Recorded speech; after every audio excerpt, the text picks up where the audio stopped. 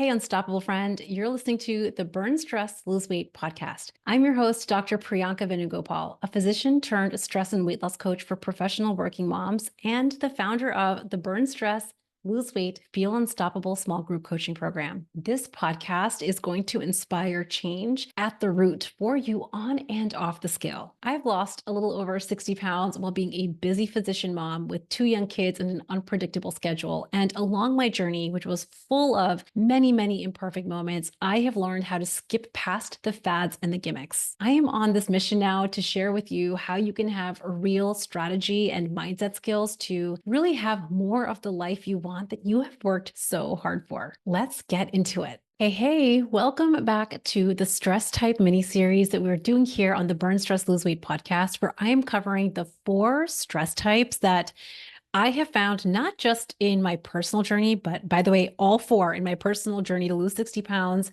but really what I see with smart, resourceful professional moms to really lose the weight that you want to lose. If you have been wanting to lose weight and you find that you are able to gain traction for maybe a few days or a few weeks, but something inevitably gets in your way, it is going to be one of these 4 stress types. I have talked with so many of you over the years, and I have asked you one very important question, which is, what do you think is the number 1 barrier to you hitting your dream body goal? What has it been in your experience? And not only to lose the weight you want, but to maintain your results for a lifetime. And after talking with so many of you, there is one word that I have heard you all say back to me time and time again, and that is consistency. I tell my clients in the Unstoppable group this all the time, but to dial up the volume on weight loss consistency, to see your results on the scale really be what you want them to be week after week after week, you have to become first deeply aware of what has gotten in the way of your consistency. I want this podcast series to be where we get to open our eyes wide open, and I want you to be able to wrap your arms around exactly what has created inconsistency for you in the past. As a smart, resourceful, professional working mom, there has to be a reason. It's not at all because you're just not disciplined. That's not a reason. It is going to be one of these 4 stress types. The 4 stress types that I'm focusing on are centered on fight, flight, freeze, and fawn, or the way that I'm describing them on this mini series, the escapist, the advocate, the procrastinator, and the people pleaser. Understanding your stress type, whether it is one or a little bit of all of these, if you're anything like me, is going to be one of the 3 essential steps that you need to not just hit your body goal, but for it to last a lifetime. And on this podcast, one of my missions for all of you is that you're able to lose the weight you want and maintain it without the fads, the gimmicks, and the quick fixes.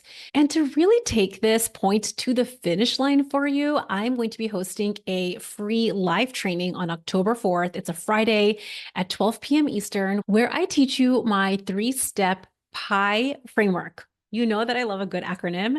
We're going to be getting into planning, which is where you understand strategic decisions to make you a fat burner while feeling satisfied with weight loss. E, you're going to learn execution. So you take that plan that we create and you learn how to execute it consistently. And I, iterating. Iterating is one of those things that most women are doing in their real day-to-day life. But when it comes to weight loss, we just have not mastered the skill. I want you to know how to iterate on those imperfect moments without drama. So I'm going to be hosting this live training. I'm titling it Burn Stress, Lose Weight, Feel Better. October 4th, Friday. I would love to see you there live. You can grab your seat for free over at burnstressloseweight.com/masterclass. Okay, 2 weeks ago, I started this mini series where we are diving into the 4 stress types. This is really going to touch on the second piece of the PIE framework, execution. Why is it that smart, resourceful, really brilliant women ever sabotage their weight loss strategies? Why do we ever get inconsistent? And we have been really diving into the pieces that are really essential to understand why unmanaged or unchecked stress is getting in the way of you hitting your goal. I also did share this in last week and the week before's episode. So if you have not yet heard those, I recommend pausing here and starting there so you have a good foundation. But stress on its own is not a bad thing. Actually, some amounts of stress are very appropriate and actually really healthy to have for living your normal life as a very busy human. It gets you out of bed in the morning. It gets you paying your bills on time. It keeps you quick on your feet when you are really encountering a real danger. You need to run or you need to fight, right? That's where fight, flight, freeze, and fawn actually come from. So I want to just plant that here, that stress on its own is not actually a bad thing. It's when we have unchecked and unmanaged stress, the way that we react to uncomfortable emotions or uncomfortable life scenarios, that is actually wreaking havoc on hitting our body goals. And what I have found now with working with my clients for hundreds of hours, this is women in every industry, it is one of the most overlooked variables in your weight loss strategy. Last week, I covered the flight response, or what I call the escapist. Today, we're getting into the fight response, or what I like to call the advocate. I'm going to be breaking down a couple of different very common scenarios that I have noticed that have come up for me, that I see coming up with my clients, that I'm guessing comes up with you as a busy professional mom. And I'm going to break down these scenarios using the think, feel, act cycle. So just remember that the think, feel, act cycle really just describes that none of our actions or inactions ever happen in a vacuum. Whenever you go to snack, nibble, graze, ever go off plan, it doesn't just happen on its own. The universe did not just put the food in your mouth. The reason that you ever go off plan or snack or graze or nibble or ever really go off plan is because you felt an emotion. And also, that emotion doesn't just happen out of the blue. It happens because you have a thought. You think something about your life circumstances. You think something about the way that you're experiencing a challenge in your life. And that is what subconsciously drives our actions. There are two scenarios that I have seen the advocate really come into play that I'm going to use as examples for this specific podcast episode. The first one is called the Scarce Advocate, and the second one is the Righteous Advocate. So let's start with the Scarce Advocate. This is a scenario where you have been working hard all week. You have been clocking in the hours at work, taking care of all of your roles and responsibilities that you have with your clients, with your patients, with your projects, maybe with colleagues and bosses and team members. And because you're an overachiever, you are likely expecting very high quality work from yourself, and you push yourself to put out A+ results all the time. Then maybe you come home at the end of a very long day and you find yourself playing chauffeur to your kids. You might be nagging one of them to finish their homework, the other one to stop picking on the first one. Maybe you're reminding them to clean up their room. And oh yeah, we have to get them to soccer practice and swim team all on time. You might even find yourself, if you do have the time that you can squeeze in with your partner, that you're just passing each other in the hallway, mostly talking about to-dos and who's doing what without actually spending the time on connecting with them or with yourself. So what's left for you?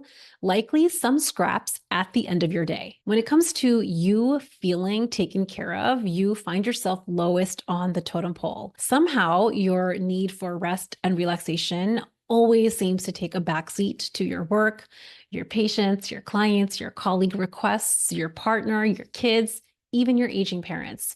And this is not just something that happens every now and then. You notice that this has become the rhythm of your life. If this is you, you might find yourself thinking a very, very, very common and reasonable thought, which is, I deserve a break. And when you have that thought, I deserve a break, I deserve real rest and relaxation, I've been working so hard, you will find that the Cadillac of nutrition strategies, that weight loss plan that you crafted on Sunday night that you felt so good about, will be forgotten, because the scarcity that you feel around your personal rest and relaxation will drive your most primitive brain to make very compelling, convincing reasons to enter off-plan snacking, nibbling, and grazing.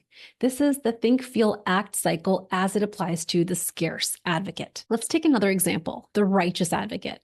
This is a scenario where maybe you have been working so hard with weight loss, or what seems like you've been working so hard with weight loss. You find yourself thinking about it all the time. You find yourself ruminating about meal plans and exercise, and you're lacking results. When you step on the scale and you don't love that number, you find your brain focusing on how unfair it is that it's not easier for you. You'll find yourself in blame energy. And this is when you will very subconsciously and very conveniently forget all of the tiny little licks, bites, nibbles, and off-plan moments that you actually have been experiencing over the last week. It should be easier creates that feeling of righteousness. And when you feel righteous, the action that you take is to go into blame energy. And staying in this blame energy totally takes you out of wrapping your arms around 100% responsibility. When we are in righteousness, it's really hard to look objectively at the way that we executed on our plan without the blame. The mistake that high achieving women make here is that when they're in this type of stress, this advocacy type of stress where we are in fight mode,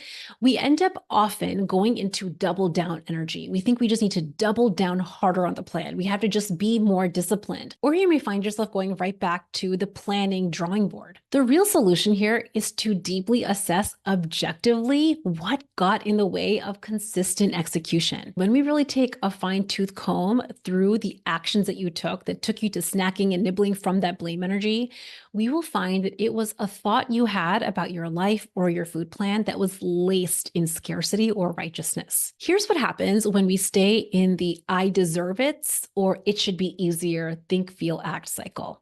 We know the actions you're going to take, right? The actions are you snack and graze and nibble and you go off plan in little or big ways, sabotaging consistent weight loss results. But also, there are 6 more things that are happening here, things that you're not doing that's contributing to you staying in the stress cycle. Now, if you identify with any of these, you're not alone. I have literally done all 6 of these. The very first one, if you feel scarcity, like I deserve it, I'm not having enough rest and relaxation, I deserve a break. If you're noticing a lot of scarcity around your life and around your rest and relaxation, most of the time you'll find yourself not addressing the root of your scarcity. Are you actually eating enough nutrition? Very often, very surprisingly, the answer will actually be no. But instead of solving this more deeply and really looking at the structure of your days and your weeks and really assessing whether you are getting enough nutrition, you'll find yourself doing the random grabs, snacks, and nibbles. I cannot tell you how often my clients start losing weight more consistently when they eat more of the right nutrition. Number 2, when we are in the scarcity or righteous advocacy model, every time you hit an obstacle or a roadblock or the scale is up a pound, because of that it should be easier mentality, you will throw in the towel. You'll make putting in your full effort a problem because you feel like it should be easier. Number 3, you will not normalize that sometimes it is very normal and necessary to do the tedious work. This is not all the time. It's not that weight loss has to be tedious all the time, but there are going to be certain seasons, depending on where you're at, that there is some tedious work. There is some tedious weeds that you have to pull to gain momentum on the scale. And when we are in scarcity or righteousness, we're going to be completely blocked from being really committed to doing the tedious work. The 4th one, weight loss feels consistently hard and full of deprivation. This speaks more to the scarcity model. So the first piece is whether or not you're eating enough. But the other piece that we were learning when we were in that think, feel, act cycle focused on scarcity is your brain has learned that food and alcohol and snacks and nibbles and grazing is the only way for you to feel satisfied, for you to get pleasure, for you to get joy. And when we have attached all of that to food, we've given food this role that it was never meant to have. The idea of saying no to snacking and grazing and nibbling, even when your body's not hungry, is going to create so much deprivation for you. So if you think about weight loss and immediately you're filled with dread, we know that this is a part of your work. Number 5, one of the things that we don't do when we stay in the scarcity model and the righteous model is we don't develop clear boundaries and structure that prioritizes ourself, our rest, our pleasure, our relaxation, our proper nutrition at the very top of the totem pole. This is where you're going to find yourself continuously chasing and running after your rest and relaxation, and food and alcohol is just going to be a really quick way to get there. And the last one, this is one that I just see coming up time and time again. If you've been the advocate, whether it's with scarcity or righteousness, you might even notice that this transcends weight loss. You might be be feeling these emotions in the workplace, with your kids, with your partner. And the reality is, when you go into fight mode, we're just acting from our most primitive, basic desire to be safe and taken care of. This is a normal stress cycle response. Going into fight or freeze or flight or fawn is a normal stress cycle response. But the reason that we are ever experiencing any of these stress cycle responses is because a part of our brain believes that our safety is being threatened. So the pathway out of all four of these stress cycle responses is to create a feeling of safety. I can tell you, because I have tried it this way, there is no way to reliably create lasting weight loss results while you feel scarcity. And I don't want you to waste any more of your time grabbing another plan from the nutritionist. So instead of just focusing on doubling down and making a new plan, let's talk about how to walk out of any stress cycle response using what I discussed last week, the ABCD bridge. A, I want you to practice becoming aware of your thoughts that you're having about your life, about your real life circumstances with the workplace, at home, with your kids, with your roles and responsibilities, that is driving you to deprioritize your rest, your relaxation, your body goal. When we can start to become aware of those thoughts that are creating your scarcity, you're going to start to activate a different part of your brain. B is to breathe.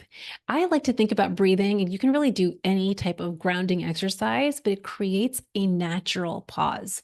So when you're feeling that scarcity or that righteousness, instead of going right into your autopilot mode, which is just to, screw the plan, have lots of effort moments, just throw in the towel, not put in your full effort, I want you to just catch it with awareness, start to pause, and really activate your most adult evolved thinking. Breathing and pausing, getting outside, really grounding to nature. Again, just introducing 1 to 2 minutes where you create a space between the thoughts you're having and the actions that you're taking is really going to help you mindfully consider what you want to do next. C is courage. I want you to imagine that it was possible for you to feel any uncomfortable emotion. So even if you feel scarcity or righteousness, or any uncomfortable emotion that drives you to go into a fight response, practice allowing the emotion without reacting to it. This is going to take courage, because for those of us who are not used to allowing uncomfortable emotions, we're used to numbing, distracting, really just trying to take a break from all of those uncomfortable emotions. This is going to be the hardest step. But just practicing with some awareness, taking a breath, taking a pause, and really practicing courage, allow yourself to practice this skill and talk yourself through it. When you're feeling uncomfortable, when you're feeling an uncomfortable emotion, you don't have to grit your teeth with willpower to get through that uncomfortable emotion. Talk yourself through it the way that you would talk through a really young child. Have your own back, be gentle with yourself as you feel uncomfortable. And step 4, do it anyway. This is where you are going to create massive results for you on and off the scale. When you feel uncomfortable, practice the awareness, take a breath, allow the emotion, and just follow through anyway. One of my clients was just sharing, and I've seen this come up time and time again, just following through on the plan the way that you said you would is actually very not dramatic. It's actually quite simple.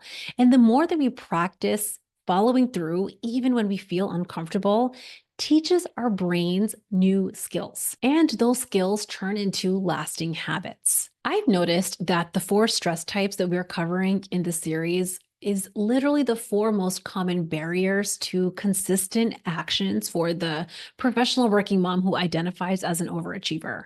I cannot tell you how often I have heard from someone that they just need to double down on their plan.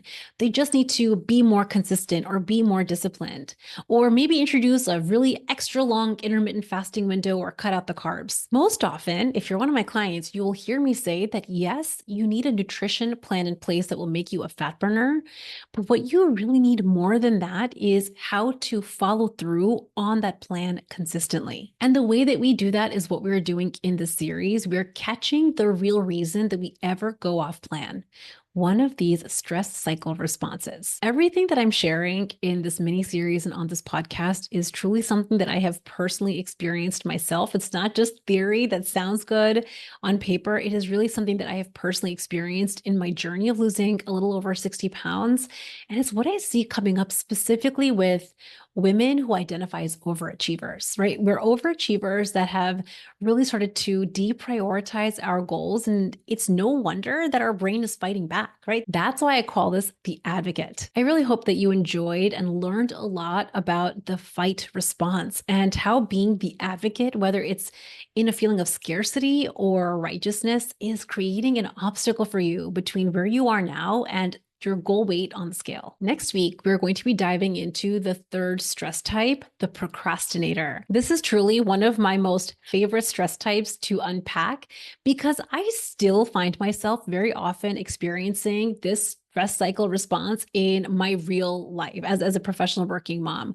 I think that the procrastinator stress type, which we're getting into next week, is not just something you're going to notice with your results on the scale, but it is going to be what will also get you back bucket loads of time, hours back per week, simply by identifying this stress type. Make sure that you mark your calendars for the upcoming live training, Burn Stress, Lose Weight, Feel Better, on Friday, October 4th. It is happening at 12 p.m. Eastern. I would love to see you there live. Make sure you grab your seat over at burnstressloseweight.com/masterclass, and I will see you at the next one. Thanks for spending this time with me on the Burn Stress, Lose Weight podcast today. I hope that you are leaving today's podcast episode feeling a little lighter and more inspired than when we started. It turns out that you don't need to have a stress-free life to hit your goals on and off the scale. But when you feel more empowered to respond to your real life stresses with true strategy, we will game change how we show up and how we hit our goals. If you want to take what you're learning here on the podcast and put it into real life implementation, it might be time for us to work together in the Burn Stress, Lose Weight, Feel Unstoppable group coaching program. Head over to burnstressloseweight.com and you can learn all of the details, the nuts, the bolts, when the next group is starting, and exactly how you can join. Okay, friend, I'll see you next time.